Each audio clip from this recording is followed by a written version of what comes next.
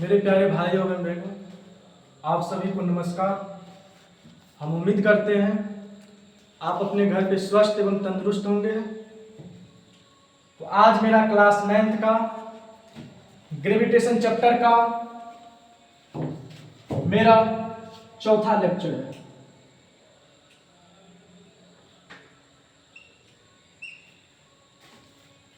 पहला लेक्चर में मैंने इस ग्रेविटेशन चैप्टर का इंट्रोडक्शन दिया था।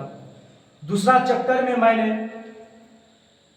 न्यूटन्स लॉ ऑफ ग्रेविटेशन को मैंने एक्सप्लेन किया और मैंने उसका डेरिवेशन आपको बताया था। मेरा तीसरा लेक्चर में आपको न्यूटन्स लॉ ऑफ ग्रेविटेशन पे न्यूमेरिकल प्रैक्टिस करवाया गया। आज मेरा चौथा लेक्चर है और हम अपने इस चौथे लेक्चर पे बात करेंगे आज how to work gravitation force in universe. Gravitation force इस यूनिवर्स में कैसे काम करता है, तो उसे समझाने से पहले मुझे आपको दो फोर्स समझाने पड़ेंगे। कौन कौन से फोर्स? एक सेंट्रीपिटल फोर्स, एक सेंट्रीफ्यूगल फोर्स। क्या होता है आइए देखते हैं। जब कोई भी ऑब्जेक्ट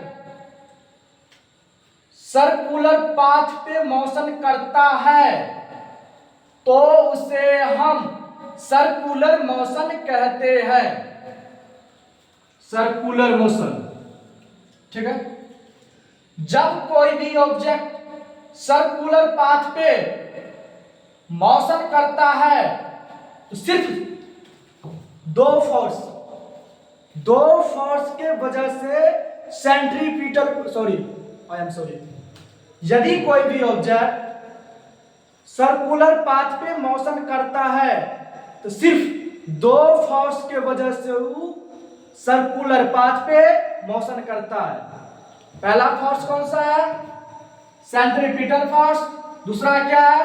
सेंट्रीफ्यूगल फोर्स। तो याद रखिएगा, जब कोई भी ऑब्जेक्ट सर्कुलर पाथ पे मोशन कर रहा है तो इन्हीं दो फोर्स के वजह से वो मोशन कर रहा है। समझ गए? आइए, सेंट्रीपिटल फोर्स क्या होता है? जब कोई भी ऑब्जेक्ट एक सर्कुलर पाथ पे मोशन करता है तो जो फोर्स उस ऑब्जेक्ट पर बाहर की ओर लगता है तो उसे हम सेंट्रीपिटल फोर्स कहते हैं। और जब फोर्स उस ऑब्जेक्ट पर अंदर की ओर लगता है तो उसे हम सेंट्रीफ्यूगल फोर्स कहते हैं। समझ गया? मैं एक एग्जांपल से मैं आपको समझाना चाहता हूं। आप विजुअलाइज कीजिए कि मेरे हाथ में एक धागे हैं और उस धागे से मैंने एक स्टोन को बांध रखा है, अर्थात मैंने पत्थर को बांध रखा है और उसे मैं घुमा रहा हूं। यदि मैं घुमा रहा हूं उस पत्थर पे, जैसे कि यहां मैं फिगर भी बनाया हूं, इस पे पत्थर है ये, इस पत्थर पे जो फोर्स लग रहा है एक बाहर की ओर फोर्स लग रहा है, आउटसाइड, उसे हम सेंट्रीपिटल फोर्स कहते हैं। और एक अंदर की ओर फोर्स लगता है जिसे हम सेंट्रीफ्यूगल फोर्स कहते हैं। समझ गए?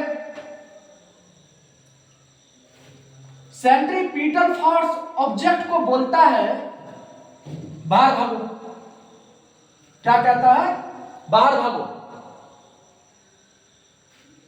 और सेंट्रीफ्यूगल फोर्स ऑब्जेक्ट को बोलता है कि अंदर आओ, इनसाइड द सेंटर, सेंटर के अंदर आओ। मैं यहाँ पे खड़ा हूँ, मेरे एक दोस्त एक उधर से खींचे एक इधर से खींचे, दोनों के पास फोर्स बराबर है, तो मैं ना ही उधर जाऊंगा ना ही मैं उधर जाऊंगा, मैं बीच में खड़ा रहूंगा लाइक एज ए स्टैचू। तो वही बात इस बेचारे के साथ हो रहा है, एक बाहर धकेल रहा है एक अंदर धकेल रहा है, तो बेचारे की मजबूरी हो चुकी है इस सर्कुलर पाथ पे मोशन करना, ना ही ये उधर भागेगा ना ही ये इधर भागेगा, और बीच में इस सर्कुलर पाथ पे ये मोशन करता रहेगा। तो याद रखिएगा, जब कोई भी ऑब्जेक्ट एक सर्कुलर पाथ पे मोशन करते हैं तो सेंट्रीपिटल फोर्स किधर लगता है, आउटसाइड, आउटसाइड लगता है, और ये फोर्स बोलता है इस ऑब्जेक्ट को बाहर की ओर भागो, मतलब मोशन बाहर की ओर करो। सेंट्रीफ्यूगल फोर्स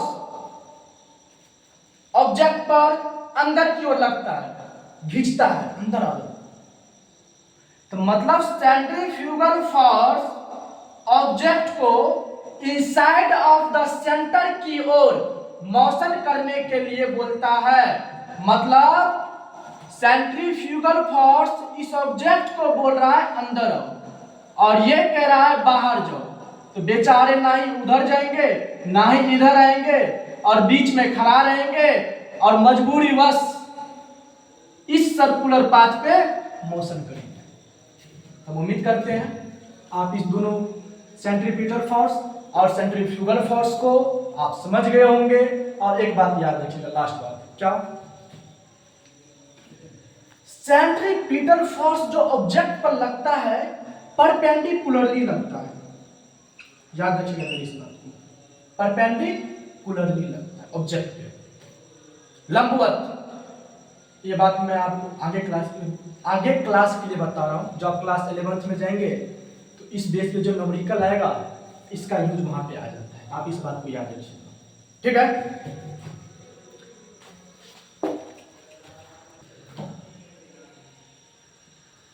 जब ऑब्जेक्ट पर ये सेंट्रीपिटल फोर्स काम करना बंद कर देगा तो ये काम तो करेगा, जब ये काम करेगा तो ऑब्जेक्ट अंदर की ओर भागेगा, ऑब्जेक्ट अंदर आ जाएगा। जब सेंट्रीपिटल फोर्स ऑब्जेक्ट पर काम नहीं करेगा तो ऑब्जेक्ट सर्कुलर पाथ के अंदर आ जाएंगे, ध्यान रखिएगा। यदि सेंट्रीफ्यूगल फोर्स काम करना बंद कर देगा और ये काम करेगा तो ऑब्जेक्ट बाहर भाग जाएगा। जैसे मेरे हाथ में एक धागा है, विजुअलाइज कीजिए, विजुअलाइज, मेरे हाथ में एक धागे हैं, उसमें स्टोन बंधा हुआ है, और मैं उस धागे को छोड़ दूं, धागे भाग जाए, पत्थर भाग जाएगा, पत्थर भाग जाएगा। क्यों? कि उस पे ये सेंट्रीफ्यूगल फोर्स काम करना बंद कर दिया, तो सिर्फ ये फोर्स काम कर रहा था। ये फोर्स जब काम कर रहा था, ये फोर्स ऑब्जेक्ट को कह रहा है बाहर भागो, तो बाहर भाग गया। जैसे आप मोबाइल सब में रील्स में देखे होंगे, जो बाइक रेसिंग जो होता है, जो टर्निंग जो आता है, कभी कभी देखते होंगे वो गिर जाता है, बाइक का जो रेसर होता है, जो बाइक गिर जाता है और सीधा अंदर की ओर भाग जाता है। ऐसा क्यों? क्योंकि वहां पे ये सेंट्रीपिटल फोर्स काम करना बंद कर देता है और ये काम करता रहता है। आप उम्मीद करते हैं हम समझ गए होंगे, तब हम अपने बात पे आते हैं। तो अभी मैंने एक क्वेश्चन लिया, ये एग्जाम में आने की संभावना रहती है। ये क्वेश्चन जो है 2013 में पूछा गया है, 2017 में भी लिया गया था और 2020 में भी लिया गया था। अच्छे स्कूल में ये क्वेश्चन पूछे जाते हैं। तो क्वेश्चन क्या है? The earth is acted by the gravitational force.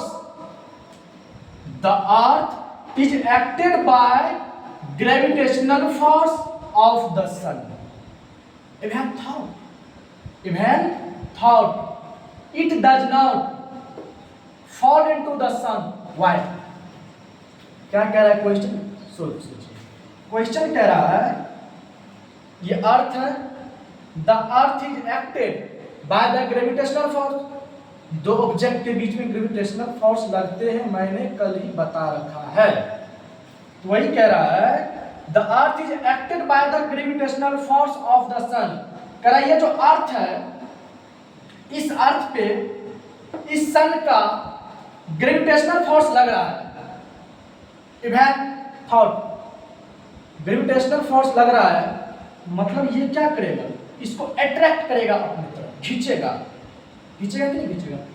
But Evan thought, लेकिन आप सोचो, it does not fall into the sun, लेकिन ये सन के नजदीक नहीं आता है। व्हाई? क्यों? ऐसा क्यों होता है जो इसके पास ये नहीं जाता है? इसके पास न जाकर के इस ऑर्बिट पे ये मोशन करता है, जबकि इस पे जो ग्रेविटेशनल फोर्स जो लगता है इसके नजदीक आ जाना चाहिए था। क्यों नहीं इसके पास आता है? इसका रीजन ये है कि ये तो इसके अपने तरफ खींच रहा है, लेकिन एक फोर्स और है, और वो फोर्स है सेंट्रीपिटल फोर्स, जिसके कारण ये इसके तरफ नहीं आता है। अब ये ना कुछ देर पहले हम आपको सेंट्रीपिटल फोर्स बताए थे, ये बाहर की ओर काम करता है। इधर काम करता है, बाहर की ओर काम करता है। तो एक देखिए यहाँ पे फोर्स, ये फोर्स का इस अर्थ जो ये अर्थ इस ऑर्बिट पे रोटेशन कर रहा है, तो ये सन इसको अपने तरफ खींच रहा है। एक ये फोर्स हो गया, एक ये फोर्स हो गया, और ये कौन सा फोर्स है? Direction of the gravitation force of the sun. इस अर्थ पे इस सन के द्वारा तो यहां पे एक फोर्स लग रहा है। ये कौन सा फोर्स है? Gravitation force of the sun. इस सूर्य का इस अर्थ पे जो ग्रेविटेशन फोर्स लग रहा है, खींच रहा है, और ये हो गया।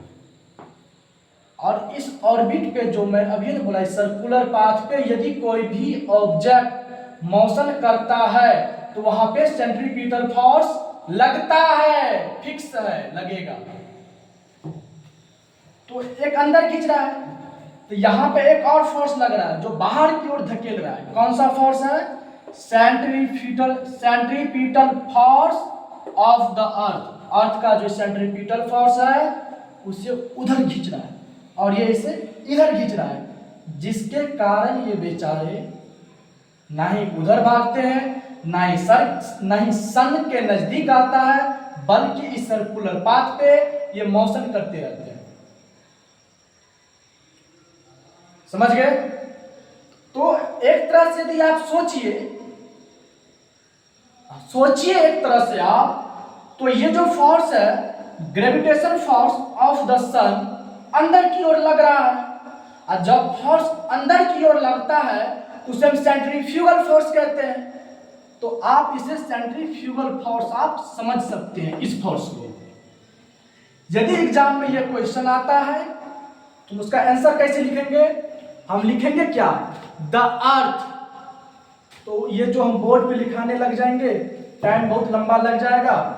मैं बोल देता हूं, आप वीडियो का पॉज करके आप ये आंसर लिख लीजिएगा। इसका वैसे नहीं तो आप समझ गए होंगे, आप अपने मन से भी इसका आंसर आप लिख सकते हैं, फिर भी मैं बोल देता हूं। The earth revolves around the sun. The earth revolves around the sun due to gravitational force, act on the earth by the sun। एक ग्रेविटेशनल फोर्स सन के द्वारा एक्ट हो रहा है by the sun. By the gravitational force the earth keeps the orbit of the revolution। the earth rotate themselves and then it rotate the earth, but the earth is not attracted by the sun because of the centripetal force acting on the earth. समझ गए? आप इसका answer आप exam में लिख सकते हैं। तो हम दूसरा क्वेश्चन लेते हैं।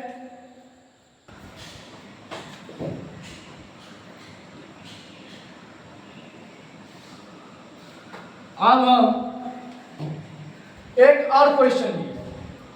अब हम क्या कॉन्सेप्ट पढ़ने वाले हैं? अब हम कॉन्सेप्ट पढ़ने वाले हैं Newton's third law of motion and gravitation. एक तरह से यदि मैं बोलूं तो इस क्वेश्चन आपसे ये पूछना चाह रहा है, ये क्वेश्चन आपसे ये पूछना चाह रहा है that is Newton's third law falls. एक तरह से इस क्वेश्चन के पूछने का मीनिंग यही है। क्यों? कि ये क्वेश्चन क्या कह रहा है? A stone and the earth attract each other. एक पत्थर और एक अर्थ एक दूसरे को अट्रैक्ट करते हैं विच हैव इक्वल फोर्स से। But then we do see only the stone falling towards the earth. लेकिन हम देखते हैं कि पत्थर सिर्फ अर्थ के तरफ जाता है, but not earth rising towards the stone. लेकिन अर्थ जो है पत्थर के तरफ नहीं जाता है। इस क्वेश्चन के कहने का मतलब यह है, यहां पे देखिए जैसे कि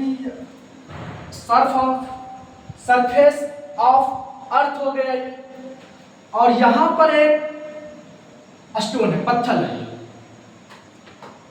ये पत्थर जब ऊपर फेंका जाता है, जब अट्रैक्ट करते हैं एक दूसरे को, तो ये पत्थर नीचे आके गिरता है, नीचे आके गिरता है। लेकिन ये भी इसको अट्रैक्ट कर रहे हैं और ये भी उसको अट्रैक्ट कर रहा है, इक्वली फोर्स से करता है। तो पत्थर इसके पास आ जाता है सर, लेकिन पृथ्वी पत्थर के पास नहीं जाता है। क्यों? जबकि दोनों का फोर्स तो इक्वल है। न्यूटन साहब यही ना इसका थर्ड नियम है न्यूटन साहब का, action equal to reaction, every action is equal to reaction. यदि ये जिस फोर्स से इसको अट्रैक्ट करेगा, स्टोन जिस फोर्स से इस अर्थ को अट्रैक्ट करेगा, उसी फोर्स से ये अर्थ भी इस स्टोन को अपने तरफ अट्रैक्ट करेगा। तो पत्थर पृथ्वी पर गिर जाता है, लेकिन पृथ्वी पत्थर की ओर नहीं जाता है। ऐसा क्यों? तो इसका आंसर बता रहे हैं, because the mass of the earth is very very very greater than the mass of the stone. क्या बोला मैंने? Because the mass of the earth is very very very greater than the mass of the stone. मैं ये कहना चाह रहा हूं, अर्थ का जो मास है बहुत बड़ा है। किससे? जो पत्थर है, ये जो स्टोन है, उसके मास से। ठीक है? तो पृथ्वी का मास बड़ा है तो इसका मास कम होगा।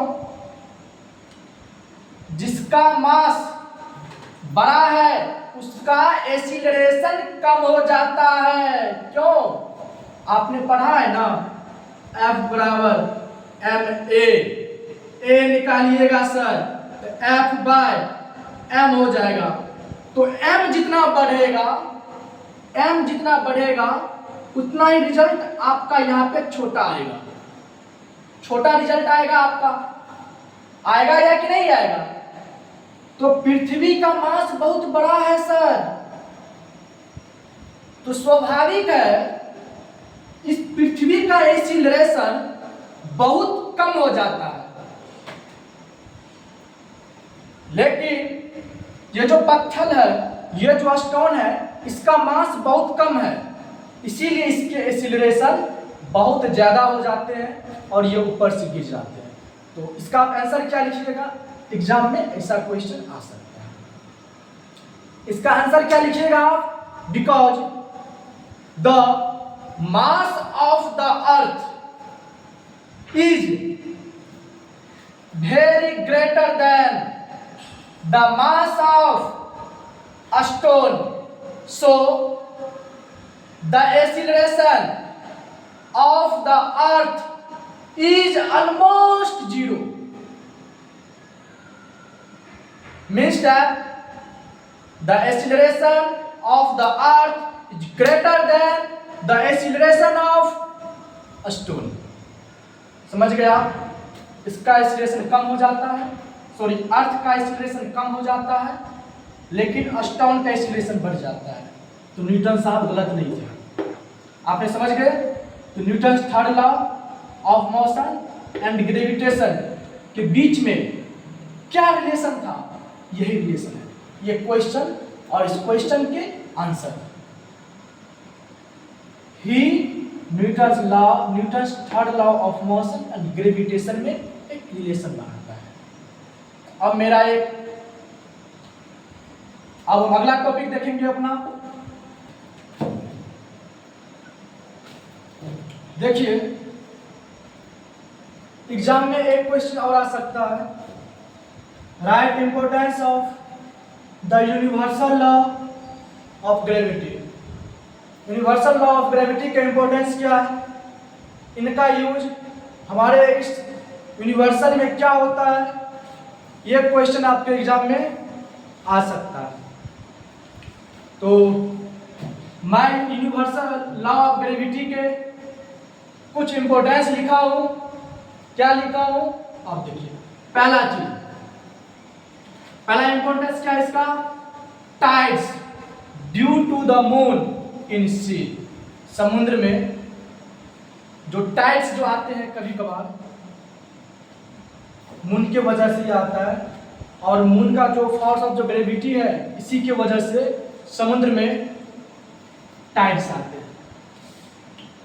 और मैंने इनका दूसरा इंपॉर्टेंस लिखा है, the motion of moon around the earth.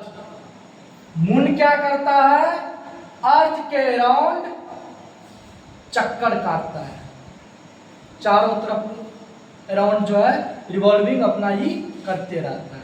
Y, due to force of gravity. And third importance, the motion of planets around the sun. Every planets which are revolving around the sun, that's reason is force of gravity. And fourth, importance of gravity, the motion of earth around the sun. ये तभी तुरंत देखे, तभी पिछला video लिए थे, पिछला question मेरा यही था ना बे, जो अर्थ जो है अराउंड के सन जो चक्कर काटता है, तो मैं बताया था, आप एक्सप्लेन भी किया था, तो ये भी मैं बता चुका हूं। पांचवा क्वेश्चन, सॉरी पांचवा importance of force of gravity is the force that bind us to the earth. और फोर्स ऑफ ग्रेविटी ही एक ऐसा फोर्स है जिसके वजह से मैं यहाँ पे खड़ा हूँ, मेरा बोर्ड यहाँ पे है और आप वीडियो देख रहे हैं। यदि फोर्स ऑफ ग्रेविटी नहीं रहता, यदि फोर्स ऑफ ग्रेविटी जो है बैलेंस नहीं होते, तो हम लोग अभी उड़ते रहते, हम जंपिंग जो करते हैं ऊपरे में रह जाते, और सभी आदमी इर्द गिर्द इधर उधर सभी आदमी जो है एक दूसरे तरह का माहौल बन जाता, एक जगह पे कोई आदमी नहीं रहता। Every person, every object will in motion in every time. तो हम लोग जो स्थिर से जो खड़ा है, इसके रीजन क्या है, फोर्स ऑफ ग्रेविटी है, जिसके कारण से हम लोग स्थिर से पढ़ पाते हैं और हम लोग अपनी जगह पे खड़ा है। तो बस आज के लिए इतना ही रहने देते हैं। धन्यवाद और अगला वीडियो हम कल देखेंगे।